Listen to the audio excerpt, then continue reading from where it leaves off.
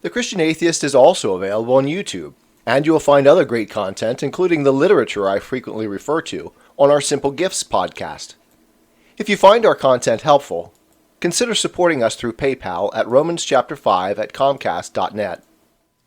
Welcome to the Christian Atheist, where faith and reason fuse in the incarnation.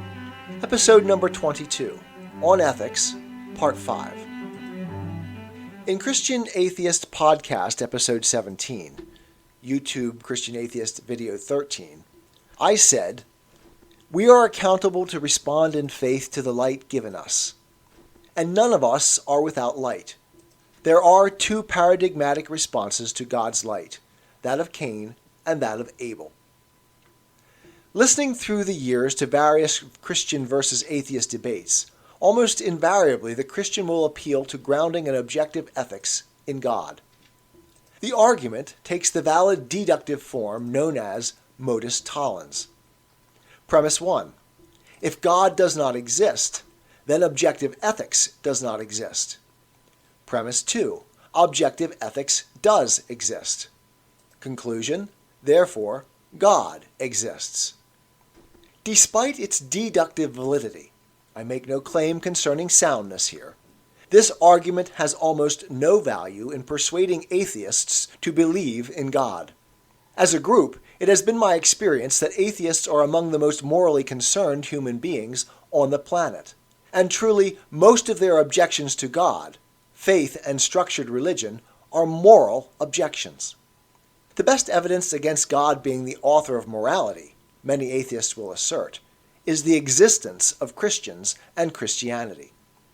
As I have asserted before, there is a godlike arrogation of moral certainty in these thoughts, but they are most definitely not irrational.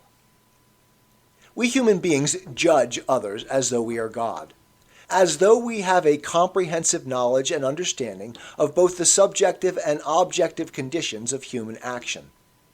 It is a fault to which both Christians and non-Christians are susceptible. It was this sort of judgment that Jesus warned against in the Sermon on the Mount. "Do not judge, or you too will be judged." Matthew 7:1. The reason that this argument will never convince an atheist is that they know themselves as ethical. All human beings do. This is the evidence of ontology we discussed in the previous episode of the Christian Atheist. They believe God does not exist, yet they find ethics within themselves. Ethical judgment is not accidental, but essential to our humanity. What need, then, for an external grounding for ethics? It is inherently human. We see here the grounding of human experience as a lived ontology. We are ethical beings. To deny the existence of ethics, to explain it away, as much ethical theory seeks to do, consciously or unconsciously, is not to deny God, but to deny the evidence of our own most intimate being. Whether or not God exists, that is, however we explain ethics at the metaphysical level, ethics, the ought, does.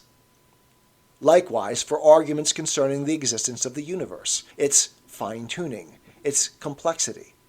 That these things are the case are simple facts, and how we explain those facts, account for them at the level of metaphysics, does not change the facts themselves. So, in terms of ethics, we can adopt two basic metaphysical attitudes to the evidence of ontology. 1. There is an objective right and wrong, an order of being, and we ought to conform ourselves to it. 2. There is not an objective right and wrong. Being is what we make of it, and ethics is entirely a human construct. These options correspond to our choices on the notion of human freedom, to which we have devoted so much time in previous episodes of the Christian Atheist. The ontological evidence of freedom can be accepted at the metaphysical level, or denied, explained away. As in this case, my own position is clear. I will side with the ontological evidence as true, though it is not something I can prove. I must take these things on faith, as with all metaphysical explanations. I believe, though, as Kant said, that taking them on faith is compatible with as strong a notion of human reason as can be imagined. Explaining human freedom and ethics away at the metaphysical level, however, is not a new trick. In very many ways, the existence of an objective ethics has been challenged since the time of the Greeks. It was the sophist, Protagoras, that famously declared, "Man is the measure of all things." And against the sophist's ethical relativism, all the force of the intellects of Socrates, Plato, and Aristotle were directed in defense of an objective system of values. If anything, though the battle has been with us throughout our history, there has never been a time in which the forces arrayed against objective values have been more powerful or pervasive than our present state of affairs. Today's sophists, too, are enamored of the human intellect and its products. When you hear the term social construct today, you should call to mind the sophists of Plato's world. There are two manifestations of this intellectual arrogance, the constructive and the critical. As an example of the former, we have Plato's Republic, a highly articulated philosophical construction of an ideal society meant to solve all of humanity's ills. At the opposite extreme, we have the critical arrogance of the modern left, whose agenda is the deconstruction of existing structure, with no positive vision of what to replace it with. In both cases, the intellect runs wild in a fancy of moral condemnation of existing structures, thus adopting the role of supreme judge of the world, almost invariably from a consequentialist standpoint, unconstrained by any evidence in opposition to their own moral rectitude. As the leftist approach is critical, all positive structural elements become their targets. Everything existing or traditional is an element of oppression that must be destroyed in order to usher in the utopia to come. All destructive change, therefore, is good change. This unremitting faith in the consequentialist moral efficacy of change is the residue of Hegel's dialectic that has permeated Western thought. What is must give way to the better by way of the dialectical processes of history. This explains why any sort of conservatism must be utterly overthrown. Any notion of traditional society must be destroyed. Why history must be rewritten. All that matters is bringing about the change necessary to usher in what is coming. This Hegelian faith in the forward march of history, this historicism, hinges upon the negative judgment of existing structures and the praxis that undermines them. It depends, that is, on the rational capacity to judge. As rational beings possessed of the capacity to critically evaluate, to judge, we discover in the very logic of that capacity the indication of a judging ideal. This ideal judge would possess the unlimited and complete judgment of which our capacity is a mere shadow. Part of the logic of this notion of the ideal is the correlate that there are objective judgments, true judgments. And if this is the case, there are real constraints on our own faculty of judgment. We can judge correctly or incorrectly. We can make moral and immoral choices.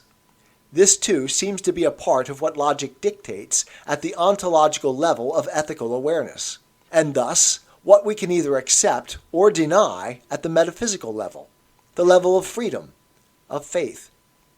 Metaphysically, then, we can either accept the existence of an objective system of reality constraining our judgment, or we can reject it. Relativism of all sorts is the denial that objective constraints exist. So much of contemporary academic thought has sided with the denial of the evidence of the ontological that we now have a new orthodoxy regarding it.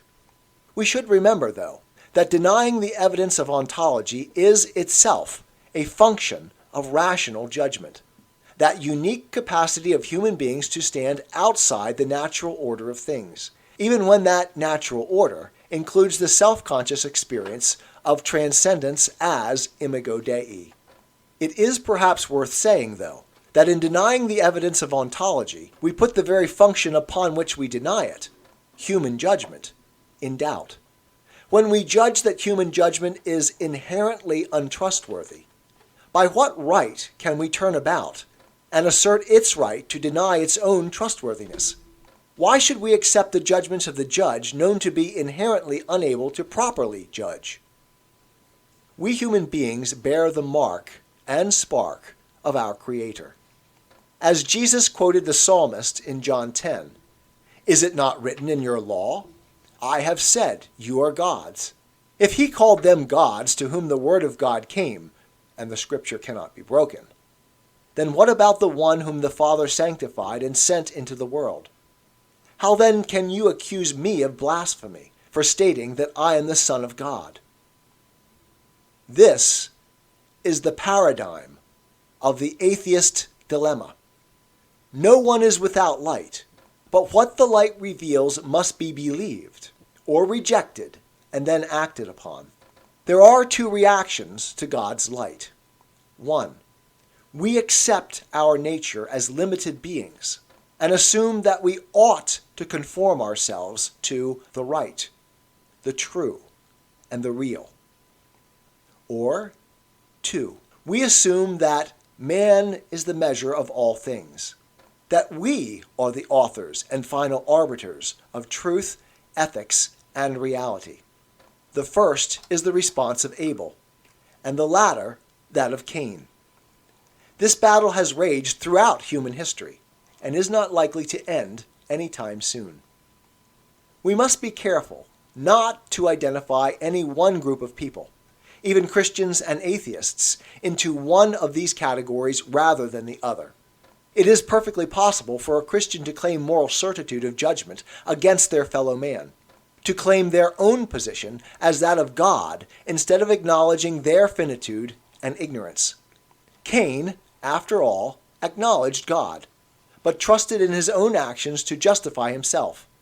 And James tells us that even the demons believe. The real issue, as Hebrews 11 makes clear, is in whom one trusts. I would even argue that an atheist who understands his lack of knowledge, his failure to be what he ought, who acknowledges his frailty and need, is more properly on the way to the truth than one who self-righteously stands believing before God, the very position of the great deceiver himself. Of course, it is almost never the case that we are all Cain or Abel in our response to God's light. Rather, each of us combines the two in our thought and practice.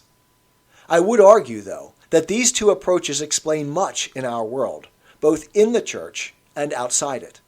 When we exclude any real constraints on human intellect or claims to knowledge, as is the current trend in academia and critical theory, for instance by explaining away ethics in the forms of relativism or consequentialism, we exalt human pride, adopting God's position, usually while denying his existence. This is Hegel's absolute idealism reigning supreme in Western academic thought. For Hegel's position is God's, a position unavailable to the finite and limited beings we are. Adopting God's position, while denying him, displays the unavoidable tension into which atheism falls. Claiming to know God's thoughts and ways, in spite of remaining finite, ignorant, and fallible creatures, is the arrogance of the church. Isaiah 55:9. As rational beings, our foundational beliefs determine the course of our thoughts and actions. That is, to any postulate we hold as true, logic will dictate what follows from it. We have repeatedly said in The Christian Atheist that what one truly believes will be most accurately reflected in our actions.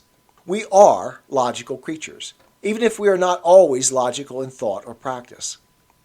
We can take two fundamental faith positions on our place in the grand scheme of being. 1. As Abel, we can accept that despite the presence of pain and suffering, reality is good, right. Christians must say that reality is God, the great I Am, and that God is goodness itself, and that we ought to ally ourselves with good, right God, with the objective and moral order. 2. As Cain, we position ourselves as judge of reality, finding it lacking, unjust, immoral, and we substitute our judgment in place of that which we find. As the judge of being, our human will is supreme. We become God, even while denying Him. We should understand that this second option is only possible because of our rational nature. We can be critical of reality, set ourselves up as its judge, because we are rational. Because, I would argue, we possess a reflection, a spark of divinity. It is because we are like God that we can judge God. Likewise, it is because we find these capacities in us that we can explain God away and set ourselves in His place. Here we have the explanation of the failure to convince atheists by arguing from ethics to God's existence. If we are God already, if we have rejected the ontological evidence of our own existence, what need do we have of a transcendent being to explain it? What, then, follows logically from these two positions? Abel, in faith, aligns himself to the existing order, does what reality or God requires of him. Cain, exercising faith in his own rational nature, morally rejects the given structure, remakes reality in his own image, ignoring the constraints reality presents to him. The actions of each, then, play out within the existing framework. Abel finds blessing and prosperity as his beliefs align with the empirical reality which constrains him, while Cain, having condemned and rejected reality, finds only more reason for bitterness and condemnation in the empirical consequences that follow inevitably from his lack of alignment with the real. The logic is inescapable. Resentment escalates, and reason feels ever more justified in its moral condemnation of the existing order. Such injustice, such poor structure, must end, whatever the cost, and as Abel is the closest representative and ideal of that corrupt and unfair system, homicidal rage takes its course. Cain hates God, reality, but kills his brother. This story, of course, is infinitely richer than this thumbnail permits, but the logic of the positions of Cain and Abel well represent the ongoing battle of mankind to come to grips with our world. Whether theist or atheist, it is my hope, indeed my prayer, that someone somewhere might leave the path of Cain and rediscover that of Abel through this and every edition of the Christian Atheist. I am far, by the way, from asserting that the above is an argument for God's existence. I suppose that one might be able to formulate such an argument from it, but that is not my intention. It is rather a signpost from the peculiarity of human rationality. Human consciousness seems to me to be a structure whose depths we have not even begun to understand. From a metaphysical perspective, we can explain the mystery, shut it down, or we can explore it, keeping our options open. Exploring it, while having faith that rationality is adequate at some level to do so, seems to me the most productive path forward. If we are to trust reason, however, there seems to me no more profound basis than the imago Dei, the projection of divine reason in us. If, however, human reason is the product of blind evolutionary chance, a mere tool to promote the survival of the fittest in the struggle for existence, what reason have we to trust our capacity to discover truth? I will end this week with a quote from St. Vincent de Paul that illustrates the importance of acknowledging truth and its inherent constraints on our rational arrogation. The reason why God is so great a lover of humility is because He is the great lover of truth.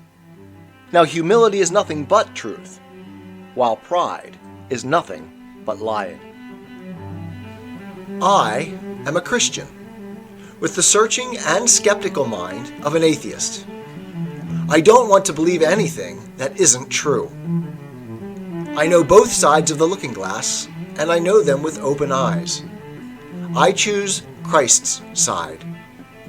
I invite you to join me from wherever you stand before the looking glass.